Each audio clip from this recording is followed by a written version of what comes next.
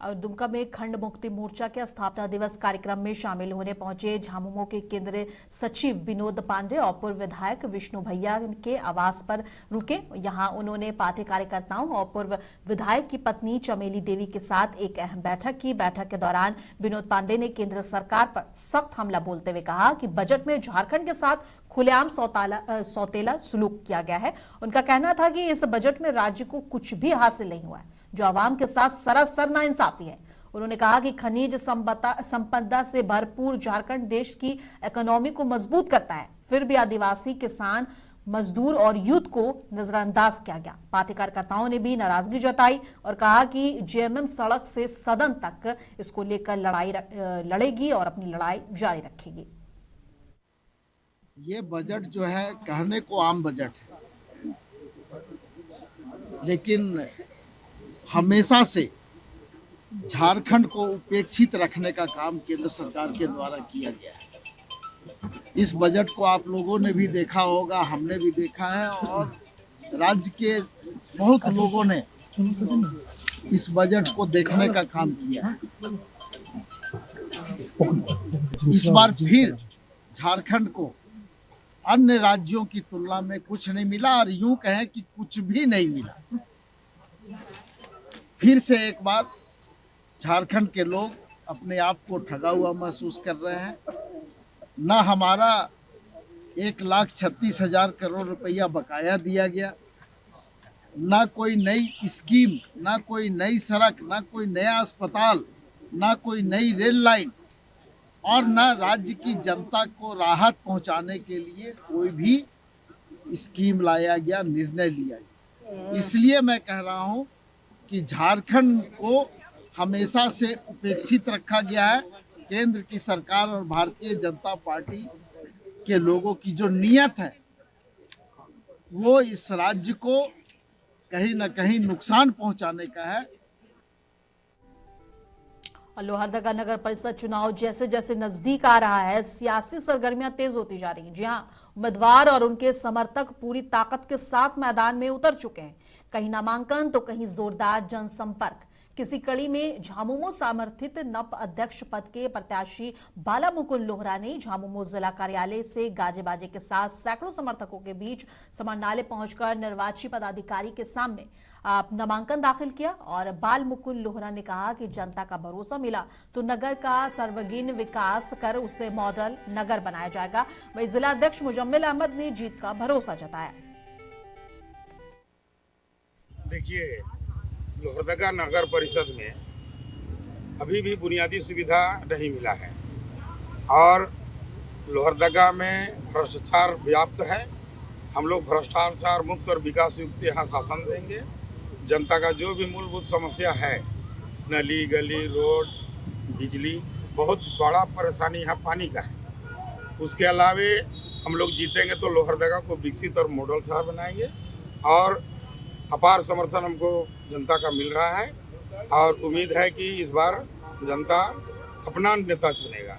और बार तो दूसरे लोग जीते, लेकिन इस बार अपना नेता चुनेगा। क्या परिचय होगा? बाल मुकुंद लोहरा और मैं नगर परिषद अध्यक्ष का उम्मीदवार हूँ। बाल मुकुंद लोहरा जिनका छवि जो है साफ सुथरा है और जनता का मांग भी है। आज तक जितने वहाँ प्रत्याशी रहे हैं, जितने भी चुनाव जीत के आए हैं, जो शहर में काम करना था वो शहर में काम नहीं कर पाए। बाल मुकुंद लोहरा जीत के आएंगे और इस बार वहाँ बढ़िया से काम होगा। ये जो वहाँ नगर पालिका का चुनाव जीतेंगे वो आम लोग जीवनों के लिए जीतेंगे, क्योंकि वहाँ जो काम जितना छोटा छोटा काम के लिए जनता लोग वहाँ से परेशान रहता था, वो परेशानी से लोग निजात दिलाएंगे। और आने वाले समय में जो वहाँ शहर का रुझान है और सभी लोग चाह रहे हैं, ये जो जूम भी बता रहे हैं कि वहाँ बाल मुकुंद लोहरा जी इस बार वहाँ चुनाव जीत के आएंगे, अब बढ़िया काम करेंगे। लोहरदगा नगर परिषद चुनाव को लेकर सियासी सरगर्मी तेज हो गई है। वार्ड संख्या 12 से वार्ड पार्षद पद के प्रत्याशी युवा समाज सेवी अब्दुल कादिर उर्फ छोटू ने सैकड़ों समर्थकों के साथ निर्वाची पदाधिकारी शाह डीएसओ के कार्यालय पहुंचकर अपना नामांकन दाखिल किया। नामांकन के बाद मीडिया से बातचीत में उन्होंने कहा कि वे वार्ड वासियों के हक हुकूक के लिए पूरी मजबूती से लड़ेंगे। अब्दुल कादिर ने कहा है कि लंबे समय से वार्ड को विकास से वंचित रखा गया है, जिसे अब प्राथमिकता के आधार पर पूरा किया जाएगा। पेयजल, बिजली, सड़क, शिक्षा और स्वास्थ्य जैसी बुनियादी सुविधाओं को बहाल कराना उनका मुख्य लक्ष्य होगा। सबसे पहले तो मैं अपना नाम बताना चाहूँगा। मैं अब्दुल कादिर थाना टोली के 12 वार्ड से प्रत्याशी वार्ड पर्सन के लिए बना हूँ आज नॉमिनेशन। और मेरा सबसे पहला यहाँ हमारा मोहल्ला में 15 सालों से नगर में हम लोग वार्ड के अंदर कोई भी विकास का काम रुका हुआ था, उसको ही उस विकास की गंगा बहाने के लिए तन मन धन से हम चाह रहे हैं कि हमारा मोहल्ला में विकास की गंगा बहे। नाली की समस्या है, रोड की समस्या था, वो सब कुछ बहुत अभी किए हैं। और पानी का जो सुविधा थी वहाँ बहुत कमी थी और लोग बहुत दूर दूर से पानी भर के लाते थे। ये बहुत काफ़ी कठिनाई होती थी वहाँ पे हमारे माँ बहनों को पानी भरने में। आज वो समस्या इंशाल्लाह पूरा कर दिए हैं और आगे भी विकास का गंगा बहाएंगे, कोशिश करेंगे। आने वाले दिन में जितना भी होगा मेरे स्तर से, मेरे एक वार्ड के स्तर से, उसके अलावा भी अपना प्रयास करूँगा। निजी फंड से भी करना पड़े तो करूँगा, लेकिन विकास करूँगा।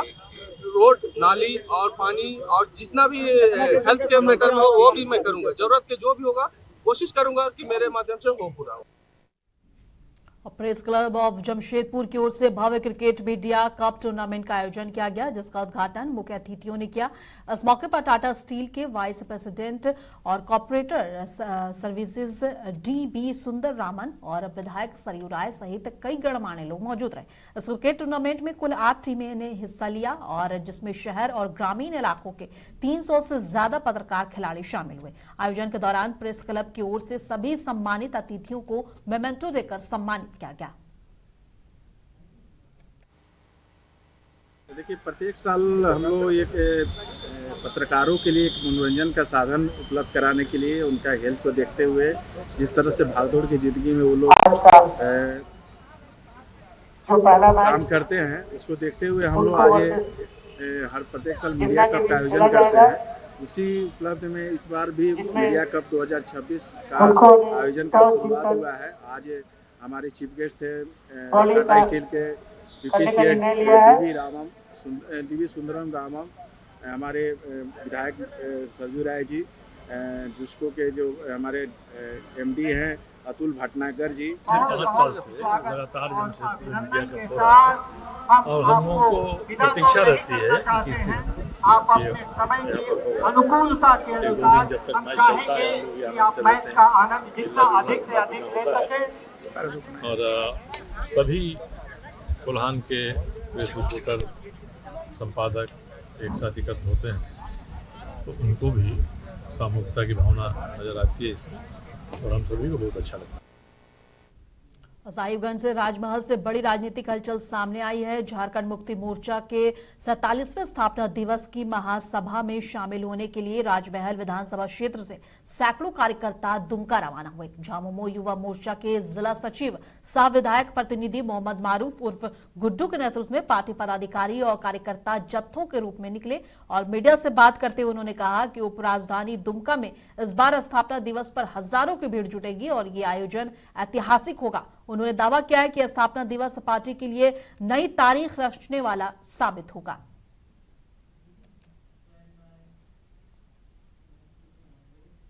और जामताड़ा जिले के लिए गर्व और खुशी का पल है जब मिहिजाम की 3 होनहार बेटियों ने केंद्रीय सुरक्षा बलों में चयनित होकर जिले का नाम रोशन किया है। शबनम परवीन का चयन बीएसएफ पंजाब और संजना कुमारी यादव का बीएसएफ ग्वालियर और सोनम कुमारी का सीआईएसएफ में हुआ है। इस उपलब्धि पर पुलिस अधीक्षक राजकुमार मेहता ने अपने चैम्बर में बेटियों और उनके अभिभावकों को सम्मानित किया। एसपी ने कहा कि ये बेटियां पूरे जिले के लिए प्रेरणा और उनकी सफलता साबित करती हैं कि मेहनत और हौसले से हर मंजिल हासिल की जा सकती है। ये आज हर्ष का दिन है। हमारे जामताड़ा जिला के 3 होनहार बेटियों ने अर्धसैनिक बलों में उनकी चयन हुई है और 3 बच्ची हमारे जामताड़ा जिला में जो है पथ प्रदर्शक के रूप में यहाँ काम करेंगी। यहाँ की बच्चियों को आगे बढ़ने में इनका एक मनोबल को बढ़ाने का काम इनके द्वारा आज जामताड़ा पुलिस प्रशासन के द्वारा मेरे स्तर से इन तीनों बच्चियों को एक सम्मान समारोह का आयोजन किया गया है। इनके माता पिता का भी हम लोग शुक्रगुजार हैं कि इन्होंने बहुत ही धैर्यवान बच्ची और मेहनती बच्ची को इन्होंने आगे बढ़ाने का काम किया है जिसमें से 3 बच्चियों ने जो सफलता अर्जित ये की क्या चीज़ में चयनित हुआ है? बिल्कुल, शबनम परवीन है जो कि बीएसएफ में इनका चयन हुआ है और ये किलाही के रहने वाले हैं। अजीम अंसारी इनके पिता का नाम है। दूसरी बच्ची जो हमारी है वो सुष्मिता हेम्ब्रम है, इनके पिता का नाम लुलीन हेम्ब्रम है और बागजोरी निज़ाम के रहने वाले हैं। और तीसरी बच्ची हमारी जो है वो संजना कुमारी यादव, भगवान यादव इनके पिता का नाम है और कुर्मीपाड़ा निज़ाम के रहने वाले। साहिबगंज के पीएम जवाहर नवोदय विद्यालय में आज विश्व आर्द्र भूमि दिवस बड़े उत्साह और जागरूकता के साथ मनाया गया। वन प्रमंडल के तत्वाधान में आयोजित इस कार्यक्रम में प्रधान जिला एवं सत्र न्यायाधीश अखिल कुमार मुख्य अतिथि रहे। उन्होंने कहा कि सतत और समग्र विकास के लिए पर्यावरण के प्रति जागरूकता बेहद जरूरी है, क्योंकि झारखंड जल, जंगल और जमीन के लिए जाना जाता है। उपायुक्त हेमंत सती ने बच्चों से अपील की है कि अगर हर बच्चा अपने जन्मदिन पर एक पेड़ लगाए तो भविष्य सुरक्षित हो सकता है। कार्यक्रम में क्विज प्रतियोगिता भी आयोजित की गई, जिसमें जिले के 11 स्कूलों के छात्र छात्राओं ने भाग लिया। केंद्रीय आइडिया था वो यही था कि आप लोगों को पूरे आपके इन्वायरमेंट के विषय में, आपके पर्यावरण के विषय में, पारिस्थितिकी के विषय में आप लोगों को थोड़ा सा ब्रेन स्टॉर्मिंग की जाए। आप यद्यपि अभी अपने पर्यावरण और पारिस्थितिकी के विषय में उतने गंभीर भले ही नहीं होंगे, लेकिन अब वो समय हम सबका जरूर आ गया है जब हम लोगों को बचपन से ही ये संस्कार डाले जाएं कि आपका पर्यावरण और आपकी पारिस्थितिकी आपके जीवन में कितनी अहम योगदान रखती है। आप कल्पना करिए, आप एक परिस्थिति को कल्पना करिए अपने मस्तिष्क में कि मान लिया जाए आप सुबह उठे और सुबह उठ के आपने देखा कि कहीं पानी ही नहीं आ रहा है।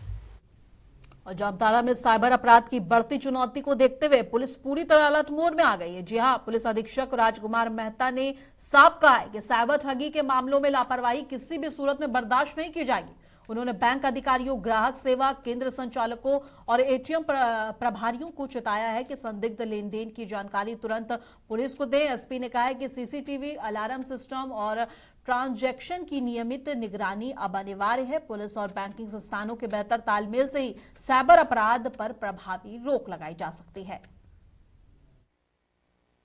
सभी बैंक के पदाधिकारी, सीएसपी संचालक, एटीएम के जो प्रभारी हैं उनके साथ ही साथ अन्य छोटे छोटे बैंक या फाइनेंस जो देते हैं, इनके साथ एक बैठक का आयोजन किया गया है और इन्हें सख्त रूप से कहा गया कि सबसे पहले सुरक्षा मानकों को इनको पूरा करना है।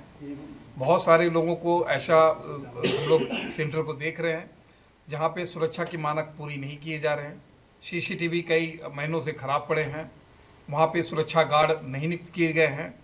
वहाँ पे जो खास करके बैंक में जो ग्रिल्स और वहाँ पे गार्ड रखने की जो प्रावधान है उनका भी इस्तेमाल इनके द्वारा ठीक से नहीं किया जा रहा है। साथ ही अलार्मिंग सिस्टम जो हमारा बैंकिंग व्यवस्था के लिए इम्पॉर्टेंट है, उनकी भी जो है प्रॉपर रूप से व्यवस्था नहीं किया गया। इनके साथ बैठक करके इनको सुरक्षा के निर्देश दिए गए हैं और हम लोग इनका भी अब इंस्पेक्शन भी करेंगे। यदि सुरक्षा मानक यदि खराब पाए जाते हैं तो उनके विरुद्ध भी उनके सीनियर अधिकारियों को जो है उस पर हम लोग कार्रवाई के लिए लिखेंगे।